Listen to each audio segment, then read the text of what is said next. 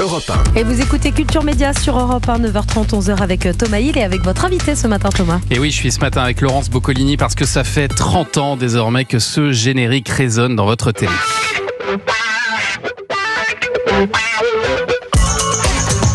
Les enfants de la télé, c'est quand même fou, Laurence, que l'émission consacrée au moment culte de la télé devienne culte elle-même.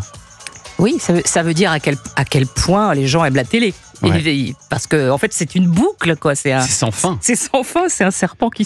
On passe des bêtisiers des enfants de la télé. C'est oui, comme voilà. ça.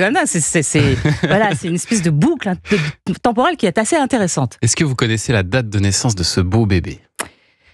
Non, je me souviens. 17 plus. septembre 1994 sur France 2. Avec Arthur et Pierre Tchernia, bien sûr. C'était en deuxième partie de soirée, avant de partir ensuite en prime sur TF1, puis de revenir en hebdo le dimanche sur France 2. Oui. Et sur toutes les cases, ça a fonctionné. C'est fou ça, parce que la recette, en fait, est inusable. Quoi. L'ADN, il est parfait, quoi. C'est-à-dire que les gens s'installent et ils ont plus qu'à regarder les bêtises qu'ont fait les gens qui aiment à la télévision. Les casseroles. Désolé. On aime tout ça. Bien sûr. Quand c'est les vôtres, c'est compliqué, mais... Ça arrive que certains invités soient vexés de ce que vous leur ressortez. Alors moi, en 2 ans, une seule fois. Ah oui, quand même. Une seule fois. On peut dire qui ou pas ? Non. Non. Et quoi, la personne est sortie derrière, vous dites c'était moi, elle ne me dit rien parce que de toute façon, moi, je ne suis que l'animatrice, mais elle a demandé à la prod de ne pas montrer ces images-là parce qu'elle n'était pas contente. Ah oui, d'accord. Et alors, c'est une seule fois, donc. Oui. En général, ils se marrent plutôt, ils sont plutôt clients. Ils sont très contents. Et pour ce 30e anniversaire, donc là, vous avez les honneurs du prime time samedi soir sur France 2, et donc vous sortez de votre studio de la Plaine Saint-Denis pour une fois. Enfin, non, on aime bien la Plaine Saint-Denis, mais bon, on aime bien sortir aussi de la Plaine Saint-Denis. Oui, nous sommes allés à l'Élysée-Montmartre, qui est une salle magnifique, qui se prêtait tout à fait à ça. Ça donne tout à fait ça donne un look particulier à l'émission, et puis c'était génial de. Donc vous êtes sur scène, là, avec un grand public. Ça donne ça a un côté spectacle, qu'il n'y a plus dans les studios de télé. Et alors, ce qui est beau, c'est que certains de vos invités étaient déjà présents lors du premier prime. Ah oui. Il y a Elie Semoun, il y a Michel Bernier qui sont là. Qui ont les plus grands nombres de participations. Ah oui, c'est les records. Le record, c'est Elie. Je crois que c'est 47. 47 fois. Ouais. Et vous recevrez aussi Hélène Ségara, Boudère, Bruno Solo, Jean-Philippe Janssen, Liane Folly. Voilà. On s'est bien amusé. Et alors, comment ça fonctionne ? Vous remontez un classement, c'est ça ? Il a bien fallu avoir un thème et on s'est dit forcément il y a des images qu'on aime plus que d'autres et on remonte les 30 ans, quoi. C'est les 30 moments qui nous ont le plus marqué et même si on les a vus plusieurs fois, on est toujours content de les revoir. Est-ce qu'il y aura un moment Il y a des surprises. Il y aura des surprises. Mais je ne peux pas vous le dire, c'est surprise. Est-ce que vous, il y a une image de ces 30 que vous pouvez nous dévoiler, une image qui vous a marqué, un truc qui vous fait rire systématiquement ? C'est trop dur parce qu'à chaque fois on me pose la question quelle est votre image aux images préférées. Il y en a beaucoup. Moi, je suis extrêmement fan de tout ce qui se rapporte à Jacques Martin. Ah oui.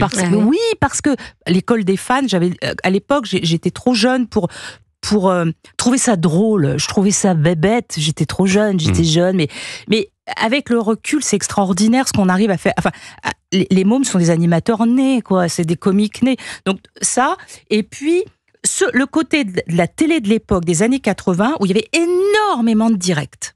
C'est vrai. C'est rare aujourd'hui. Bien sûr. Bien plus. La proportion est incroyable. Donc dans le direct, il se passe des choses et forcément terribles. Et de se dire, c'est dingue, il gérait des émissions énormes, il se passait ça, il y avait des invités qui venaient pas, il y avait l'animateur qui tombait, il y avait des fashion et faux pas, enfin voilà.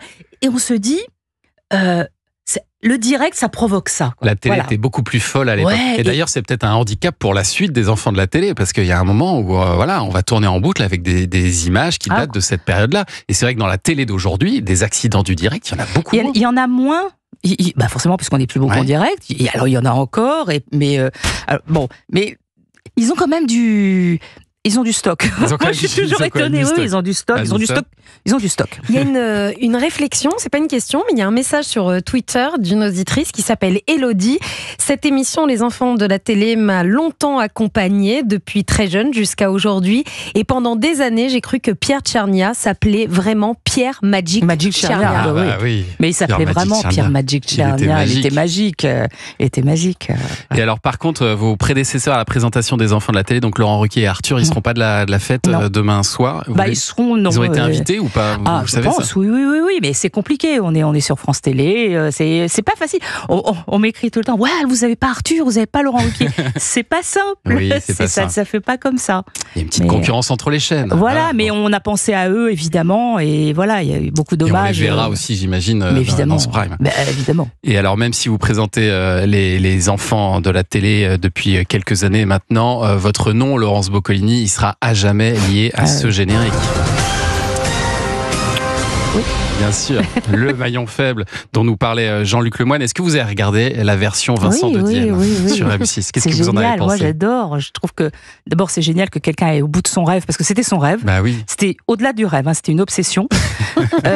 Donc il l'a fait. Et j'ai trouvé qu'il l'a fait divinement bien. Bon, alors, il l'a fait avec des célébrités. C'est un peu moins compliqué parce que voilà, il y a une espèce de connivence qui est de ping-pong. Voilà. Il y a un ping-pong. Voilà, les gens. Mais il l'a fait, je trouve ça génial. Mais est-ce que, comme en ce moment, tous les jeux reviennent à la télévision, ça vous a pas échappé? Est-ce que ça vous a donné envie de renfiler ce costume de la fouetteuse en chef? Ah non.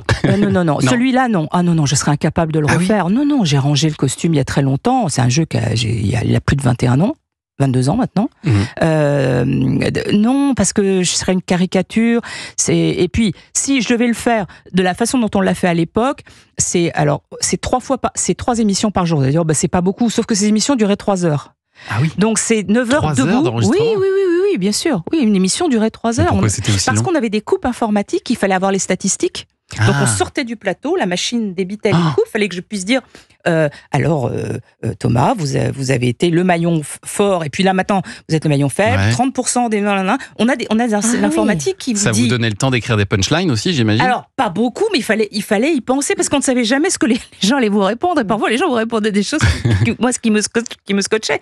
Donc c'était des journées extrêmement longues, et je crois pas qu'à mon âge maintenant d'antiquité, je pourrais le refaire. Ah non, mais non. Mais vous avez envie de refaire des jeux ou pas?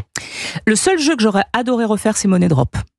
C'était bien. Avec les trappes, c'était extraordinaire à vivre. C'était que des émotions, mais c'était que des fous rires. Mais c'était des fous rires généraux. C'est-à-dire que j'ai jamais vu autant de cadreurs rire dans le public. On n'arrivait plus à s'arrêter. Et même les candidats étaient eux-mêmes pris à leur jeu, quoi. Et c'est vraiment un jeu qui me manque énormément. Ce jeu de TF1, Money Drop. On va revenir dans un instant justement sur d'autres moments, alors moins connus de votre carrière, Laurence Boccolini. Mais d'abord, restez avec nous parce que c'est l'actu des médias qui arrive. Oui, dans un instant, le journal des médias de Julien Pichenet arrive sur Europe 1. Et ce matin, on va évoquer la disparition de la voix off historique du jeu Question pour un champion. Et vous entendrez dans un instant la réaction de Julien Lepers sur Europe 1. Tout de suite.